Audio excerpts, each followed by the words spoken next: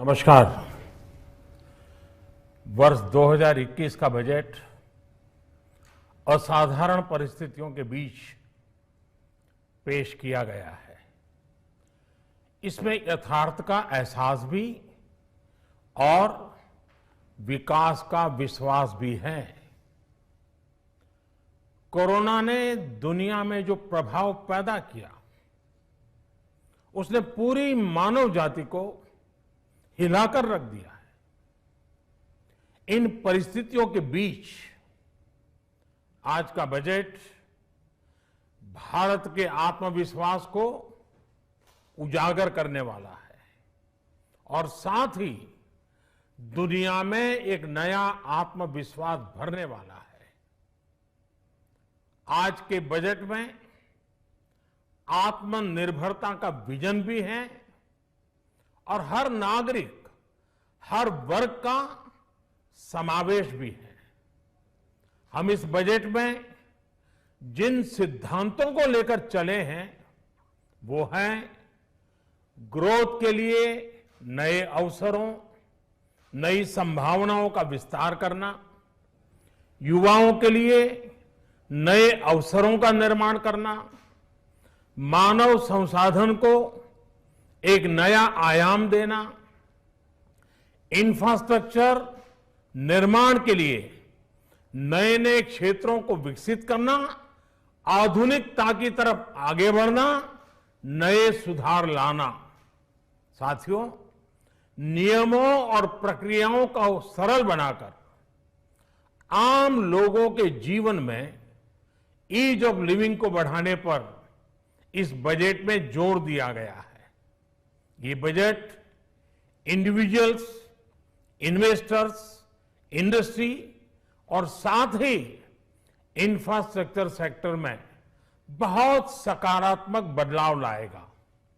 मैं इसके लिए देश की वित्त मंत्री निर्मला जी को और उनके साथी मंत्री अनुराग जी और उनकी टीम को बहुत बहुत बधाई देता हूं। साथियों, ऐसे बजट देखने को कम ही मिलते हैं जिसमें शुरू के 1-2 घंटों में ही इतने सकारात्मक रिस्पांस आए। कोरोना के चलते कई एक्सपर्ट्स ये मानकर चल रहे थे सरकार आम नागरिकों पर बोझ बढ़ाएगी, लेकिन फिस्कल सस्टेनेबिलिटी के प्रति अपने दायित्वों को ध्यान में रखते हुए सरकार ने बजट साइज बढ़ाने पर जोर दिया। हमारी सरकार ने निरंतर प्रयास किया है कि बजट ट्रांसपेरेंट होना चाहिए। मुझे खुशी है कि आज अनेक विद्वानों ने इस बजट की ट्रांसपेरेंसी की सराहना की है।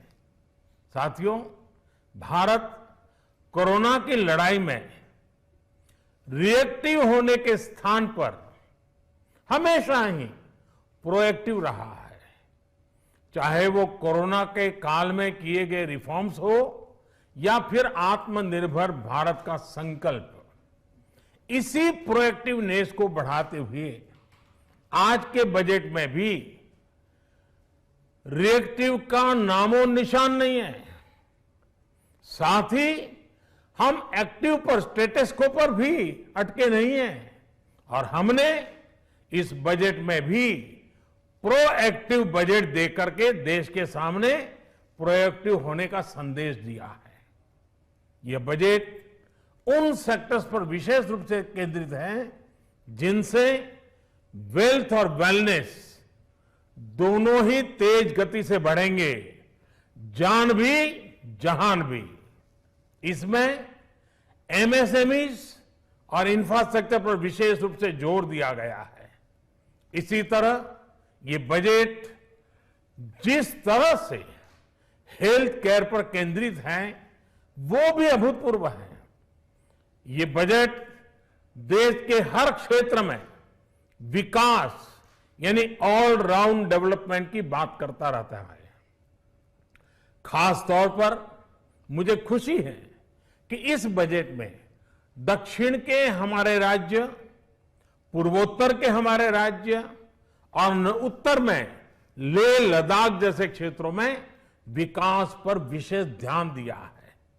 ये बजट भारत के कोस्टल स्टेट्स जैसे तमिलनाडु, केरल, पश्चिम बंगाल, इनको एक बिजनेस पावर हाउस बनाने की दिशा में एक बड़ा कदम उठाया है। नॉर्थ ईस्ट के राज्य जैसे असम के अनएक्सप्लोर्ड पोटेंशियल को टैप करने में ये बजट बहुत बड़ी मदद करेगा। इस बजट में जिस तरह से रिसर्च एंड इनोवेशन इकोसिस्टम पर बल दिया गया है, जो प्रावधान किए गए हैं, उनसे हमारे युवाओं को ताकत मिलेगी। भारत उज्जवल भविष्य के लिए बहुत ठोस कदम रखेगा। साथियों, देश के सामान्य मानवी का, महिलाओं का जीवन आसान बनाने के लिए उनके स्वास्थ्य, स्वच्छता, पोषण, शुद्ध जल और अवसरों की समानता, इस पर इस बजट में विशेष बल दिया गया है।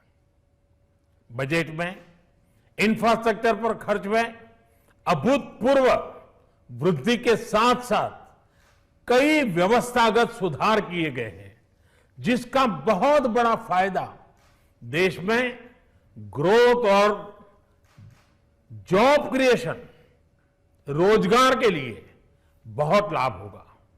देश में एग्रीकल्चर सेक्टर को मजबूती देने के लिए, किसानों की आय बढ़ाने के लिए इस पर बजट में बहुत जोर दिया गया है। कई प्रावधान किए गए हैं। एग्रीकल्चर सेक्टर में किसानों को और आसानी से और ज्यादा ऋण मिल सकेगा। देश की मंडियों को यानी एपीएमसी को और मजबूत करने के लिए, सशक्त करने के लिए एग्रीकल्चर इंफ्रास्ट्रक्चर फंड से मदद का प्रावधान किया गया है। ये सब निर्णय ये दिखाते हैं कि इस बजट के दिल में गांव है, हमारे किसान है। एमएसएमई सेक्टर को गति देने के लिए, रोजगार के अवसर बढ़ाने के लिए इस बार एमएसएमई सेक्टर का बजट भी पिछले साल की तुलना में 2 गुना से ज्यादा कर दिया गया है। साथियों, ये बजट आत्मनिर्भरता के उस रास्ते को लेकर आगे बढ़ा है जिसमें देश के हर नागरिक की प्रगति शामिल है। ये बजट इस दशक की शुरुआत की एक मजबूत नींव रखने वाला बजट है। सभी देशवासियों को आत्मनिर्भर भारत के इस महत्वपूर्ण बजट के लिए मैं बहुत बहुत शुभकामनाएं देता हूं। फिर से एक बार वित्त मंत्री जी और उनकी टीम को बहुत बहुत अभिनंदन करता हूं, धन्यवाद करता हूं।